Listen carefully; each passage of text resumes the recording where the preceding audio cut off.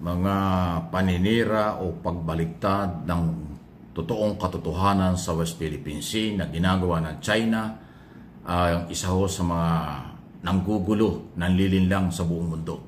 Pero ang sinasabi ng ating pamahalaan, si Pangulong Marcos at maging si Defense Secretary Gibo Teodoro, ang katotohanan naman ang nakikita na sa aktwal na nangyayari.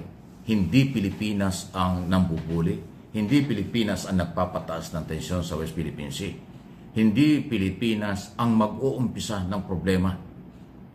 Kitang-kita sa nakaraang mga taon daw at panahon, sabi ni Secretary Teodoro, na China ang gumagawa nito. Hindi Pilipino at hindi Pilipinas. Pakinggan niyo po yung ilang mga sagot sa question and answer kay Secretary Teodoro tungkol sa isyong ito ng mga membro ng media after nung siya ay makipag-usap sa Department of Foreign Affairs yata na Secretary. They can say what they want, but who's more credible at the end of the day? For both our secretaries, do we have plans also? I'm already tired of contradicting, and I don't want to answer a blatant lie and glorify it. And everybody knows the truth, really. Why will we pick a fight? That's what the President said yesterday. Who in his or her right mind will initiate a conflict when you are a smaller country? Common sense, unless they don't have any. Secretary, they're not very happy with your statements before, and the President also during his trip to India, during an interview with Indian media. So where are we now at with our relationship with China?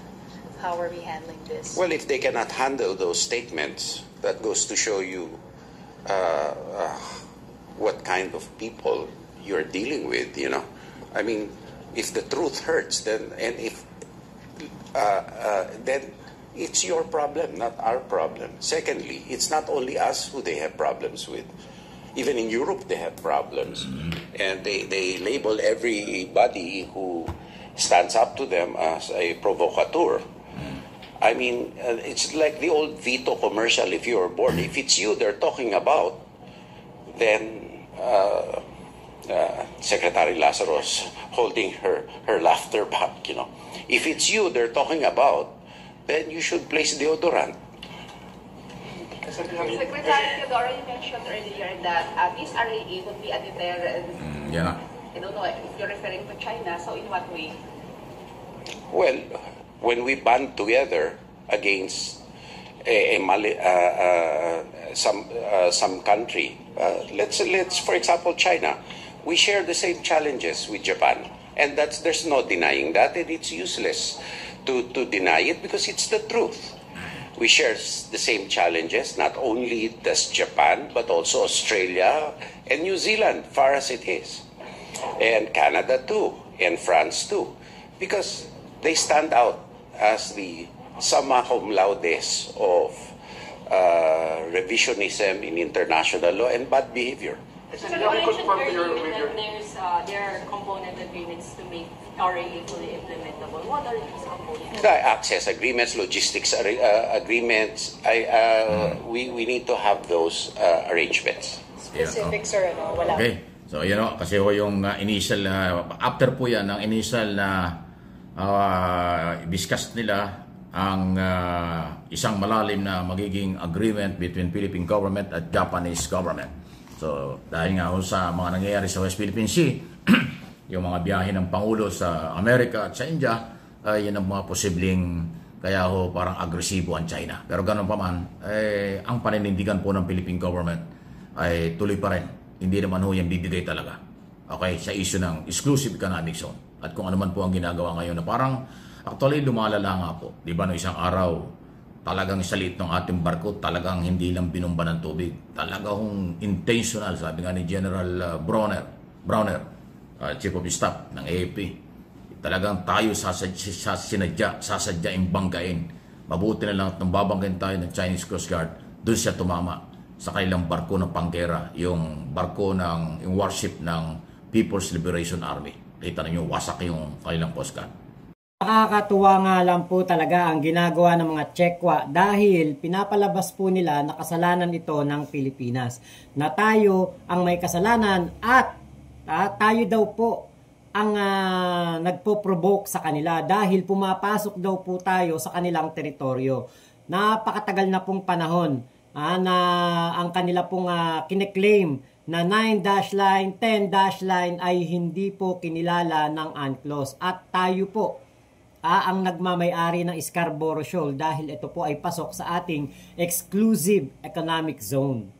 Kung hindi lang sana pinabayaan ni Digong ang mga Chekwa na manipulahin, pasukin, at tayuan ng mga infrastruktura itong Scarborough Shoal, wala sana tayong problema.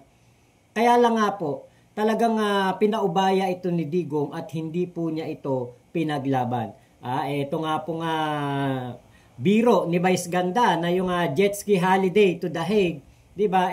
Tamang-tama lang naman at wala naman pong masama dun sa sinabi ni Vice Ganda na pagbibiro dahil yan naman po talaga ang sentimiento ng mas nakararaming Pilipino na hinahanap kung nasaan na ang pagtatanggol na sinasabi ni Digong para sa West Philippine Sea. Yung siya magje-jet ski, natapos na ang kanyang termino, hindi na po ito natupad, hindi ito nangyari. 'Di ba? Kahit nga hindi na lang sana mag-jet ski yung ipakita na lang ang kanyang paninindigan, katulad ng ginagawa ng ating Pangulong Bongbong Marcos na hindi ibibigay kahit lamang 1 pulgada ng ating soberenya sa mga Chekwa.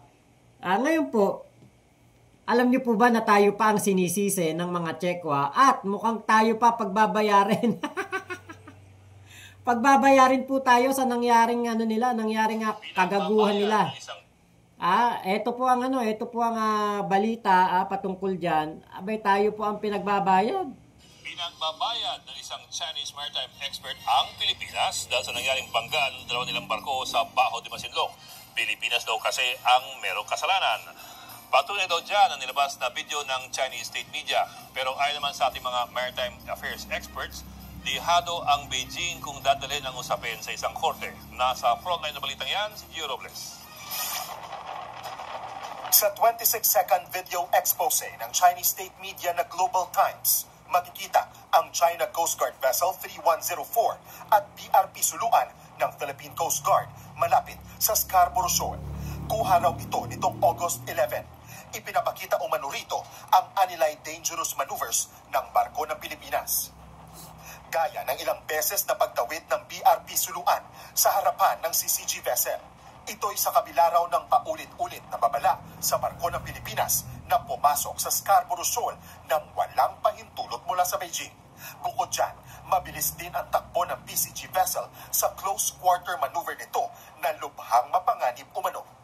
Kuha ang video bago mauwi sa salpukan ang paghabol ng Navy at Coast Guard vessels ng China sa barko ng Pilipinas.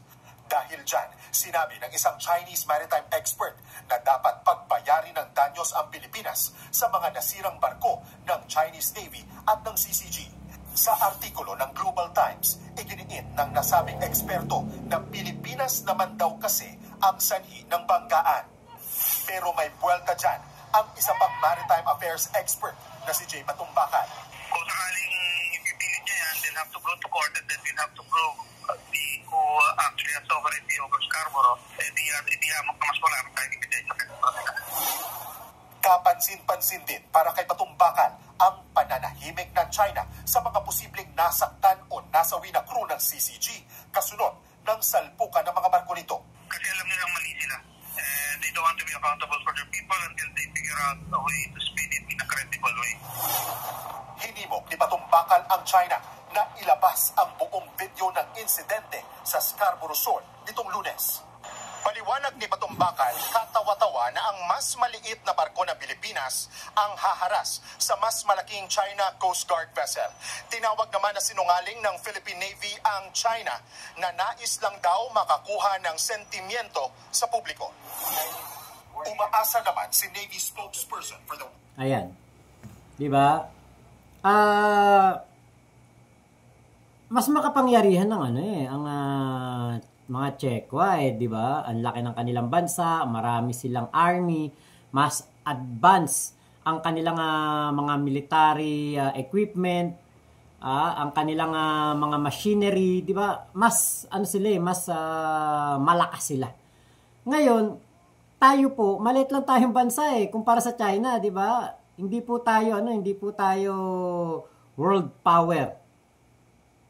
Tapos tayo pa ang sisisihin, tayo pa ang sasabihin na nambubuli sa West Philippine Sea. Napakatagal na po nila itong ginagawa, pero alam nyo, yun ang hindi nila pinapaalam sa kanilang mga taong bayan. Napunta ako ng China, tahimik ang China, maganda sa China, maayos, at tingin ko disiplinado din yung mga tao. Pero alam niyo po ba, ang mga Chekwa, wala silang alam sa outside world. Hindi po sila kumbaga ang alam lang nila kung ano lang ang nangyayari sa kanilang bansa, pero yung sa West Philippine Sea, wala silang pake. Wala pong balita dyan na tungkol sa West Philippine Sea. Pwera na lang kung mayroon po silang mga propaganda, pero yung katulad na nangyari na to, news blackout yan sa China. Doon nga sa hotel na tinulugan namin wala kang ibang mapapanood kundi puro culture, drama ng mga Chekwa, mga parang teleserye, balita ng puro Chekwa. Meron mang mga international news nakita ko tungkol lang sa stocks, economic, tungkol lang sa mga karatig bansa nila like Russia, kung ano yung nangyayari sa Russia. Ganun lang, pero kasi tinignan ko wala po talagang mapapanooran ng channel na yung meron kang ilang araw kami dun sa hotel na isang buong araw nakatambay kami dun sa hotel lang. Wala talagang mapapanood na tungkol sa sa mga nangyayari sa outside world na critical para sa mga Chekwa. Wala po. Saka tingin ko, alam nyo, walang pakiang mga Chekwa sa kung ano nangyayari sa West Philippine Sea. Hindi nila ito, interest. Kasi ako, nakita ko, kaya nila siguro gustong ariin ang Scarborough Shoal. Kasi maraming isda dyan. Ngayon, nauubusan na po ng pagkukunan ng yamang dagat ang mga Chekwa. Yun ang isa sa mga dahilan yan, pagkain. Biruin mo ilang bilyong tao ang kailangan mong pakainin araw-araw. Tapos, meron din pong mga imbak diyan ng langis. Ang mga Chekwa, nag-transition na sila sa EV, electric vehicle. Nasa 60% na po ng sasakyan sa China ay puro po EV na. Sikat na sikat doon yung Tesla, BYD, may nakita ko doon mga MG, mga Geely, Maxus. Yan po ang kanilang pati nga Xiaomi na sasakyan, meron na rin sa kanila May sports car pa kami nakita Xiaomi ang tatak Kumbaga, nag-transition sila from oil to EV, from gasoline to EV kasi ang nauubos na ang kanilang resources sa langis. Ngayon po, kailangan nila ng other resources. Kaya po sila diyan nagsisiksik sa Scarborough Shoal. Alam niyo kung ito lamang, kung ang lang talaga, ang mga Chekwa ay marunong lang siguro makipag-usap, di ba? Marunong lang makipag-dialogo. Hindi aabot sa ganito na mayroon pa silang masasawi na 2 tauhan na nakasakay doon sa Chinese Coast Guard na ship, di ba? Kaya lang, ang gusto kasi ng tingin ko, ang gusto ng China, kanila lang.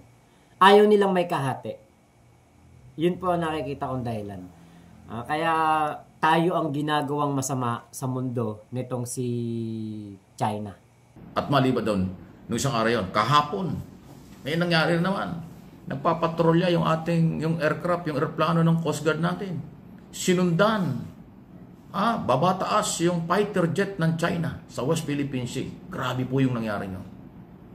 Ang description ng mga medyang kasama, mga 20 minutes na sila sinusundan.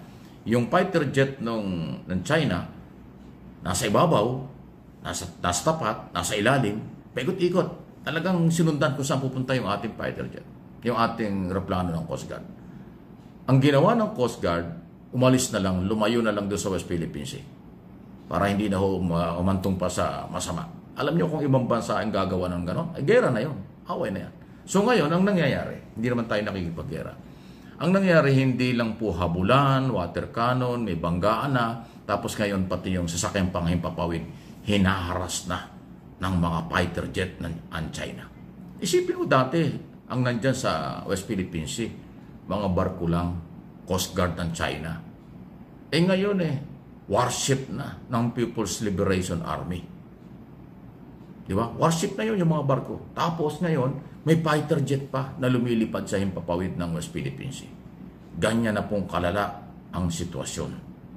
Pero pag tayo magpapanik, dahil sabi ng Pangulo, hindi tayo makikipaggera, hindi tayo makikipag-away.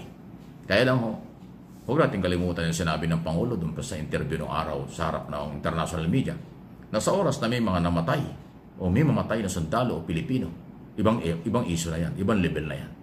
Baka yung mga kaalyado nating bansa hindi na rin makakapagpigil tulad ng US, Japan, at iba pang bansa. Kung yung mga gunita, majority ng mga bansa sa buong mundo kaalyado natin. At kaalyado ng Amerika, kaalyado ng Japan, kaalyado ng South Korea at ng mga bansang naniniwala na merong karapatan ng Philippine Authority at Philippine Government sa West Philippine Sea. Pero sa halip na magpakumbaba at kapayapaan at ayusin ng China, hindi po. Masyado silang agresibo ngayon. Hindi lang sa karagatan, pati sa himpapawid ay matindi na po ang ginagawa. Isipin mo mga fighter jet nila, nasa West Philippine Sea na. At mga barkong panggera nandyan na rin. Ano yan? Sa ibang bansa, hindi pwedeng gawin yan. Gawin mo sa Japan yan, magkakagera na. Gawin mo yun sa ibang bansa, gera na yan. Pero sa iyo, hindi pa rin. Dahil hindi tayo nakikipag-away. Sabi nga ni Defense Secretary, ang policy ng Pangulo ay depensa lang. I-depensa lang natin. Hindi tayo magiging offensive ang galaw. Ganon po. So, siyempre, yung ibang mga nangangantsaw, lalo na yung mga anti-Marcos o mga pro-China, patuloy tayong sinisiraan kasi kasama sila sa bumabaliktad ng istorya. Kasi ang paniniwala ng China ay kanila yung lugar na yun. Hindi nga kanila yan. Ating nga yan Exclusive economic zone. So, madalit sabi, tulungan pa rin natin ang prinsipyong pinaglalaban ng Philippine Government, ng Philippine Authority sa West Philippine Sea. Kung Pilipino ka, sumuporta ka. Kung Pilipino ka, pro-China ka, taksil ka, traitor ka. Ngayon po, dahil nga po sa nangyari na yan at ginawa ng China sa ating Philippine Coast Guard, nagpadala po sila ng 2 warship doon sa Scarborough Shoal, doon po sa West Philippine Sea. Hindi po para makipag-away o ipaghiganti tayo, hindi po, kundi para magbantay para sa kapayapaan. Kasi alam niyo po, ang naratibo ng mga Chekwa, eto sabi ko nga sa inyo, walang paki ang mga mamamayan ng China sa nangyayari sa West Philippine Sea. Wala silang paki sa nangyayari sa outside world dahil ang importante sa kanila ay yung kanilang bansa, ang kanilang ginagawa sa pang-araw-araw. Ngayon, ito pong naratibo na tayo ang nangunguna sa paggawa ng hindi maganda sa West Philippine Sea. Yan po ang sana'y ating makontra. Yan po sana ang ating matanggal sa isipan ng mga Chekwa. Meron tayong ambassador, meron silang ambassador dito di ba? Wang Silian ba pangalan nun? Sana sana kausapin nila to ng kausapin para tumigil itong mga Chekwa sa ginagawa nila. Ang atin namang Pangulong Bongbong Marcos at tayong mga Pilipino, hindi naman tayo madamot Diba kasi kung madamot tayo, matagal na nating matagal na nating hindi sila pinaporma diyan sa Scarborough Shoal. Hindi tayo madamot Sana yun ang maisip ng mga Chekwa na hindi tayo nagdadamot, hindi tayo nang aangkin ng hindi atin, hindi tayo nangunguha ng hindi atin. Yung exclusive economic zone lang naman ang ating kinukuha dyan, o yung gusto natin na maging parte natin, at yung ating mga kababayang mangingisda ay patuloy at malaya na makapangisda dyan sa lugar na yan. Yun lang naman eh. Yung mga resources na pinag-aagawan dyan, tingin ko sa pamamagitan ng maayos na pakikipag-usap, baka magkasundo pa. 'Di ba? Hindi tayo yung mga tao na mapagdamot eh. Mapagbigay nga tayo, 'di ba? Tayong mga Pilipino, kahit nga may mga nagnanakaw na sa kaban ng bayan, pinagbibigyan pa din natin. Hindi natin sila pinaparusahan, hindi pinapakulong. 'Di ba? Malaya pa rin silang nakakakandidato kahit na may mga kaso. Kasi nga, ganun tayo, napaka mapagbigay nating mga Pilipino. Diba, sana maisip yan ng ating mga kaibigan na mga Chekwa, diba? Ng ating ng gobyerno ng China. Sana maisip nila yan na napaka mapagbigay natin. Kahit nga si Digong, kita nyo, kahit na maraming korupsyon na ginawa, diba? Hindi natin siya pinarusahan, hindi natin siya nilitis. 'Di ba? Doon siya sa ibang bansa malilitis dahil sa kanyang kasalanan sa mga biktima ng EJK. Pero yung katulad sa Parmali, mga kaperahan ng gobyerno noong panahon ng COVID, yung binaon tayo sa utang, hindi siya naparusahan. Ganon tayo kabait. Ganon tayo kababaan loob at maawain, 'di ba? Kaya kung sasabihin lang siguro ng mga Chekwa, hati tayo sa isda, hati tayo sa langis. Siguro baka magkasundo, no? Baka hindi po umabot sa ganito. Pero kaya lang, syempre, dahil nga po mainit na ang sitwasyon, napapansin na rin ng international media, at napapansin na din po ng ating mga kaalyadong bansa like Australia, Canada, Japan at Amerika ang nangyayari na ito. Tingin ko hindi na siguro mapupunta sa ganun na settlement. Medyo na to. Kumbaga, ayaw naman nating humantong sa matinding labanan. Pero yun nga kapag may nasaktan na Pilipino, yun ang kasi nung may nasaktan na mga Chinese Coast Guard, yung dalawang nandoon sa may nguso ng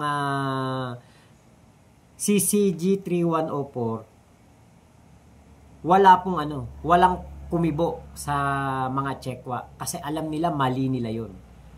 Alam nila, kaya hindi nila yun pinaputok sa media. Kaya nga kita nyo yung balita, ang pinapakita lang nila yung pagsigsag lang ng takbo ng ating Coast Guard, which is tayo yung hinahabol.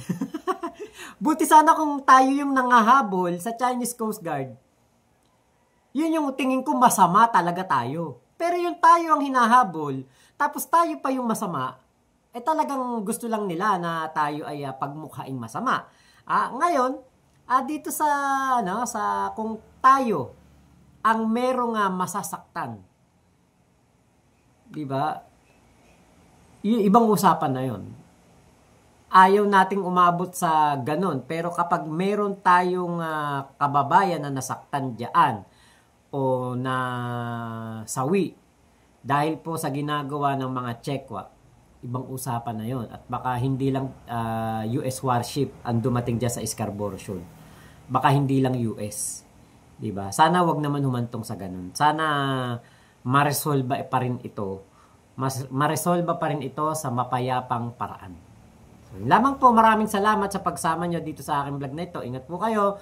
Nasaan mang panig kayo ng mundo, support po natin si Sir Mike Abe, MA Pinoy TV at Mike Abe Opinions dito po sa YouTube at ito pong aking channel. Sana po ay ma-support ninyo at ma-like and share po ninyo ang mga video at ma-subscribe nyo po para umabot na po tayo sa 500,000 subscriber. Pag ako naka 500,000 subscriber, pagdating ng 1 million, may bibigay ako sa inyo.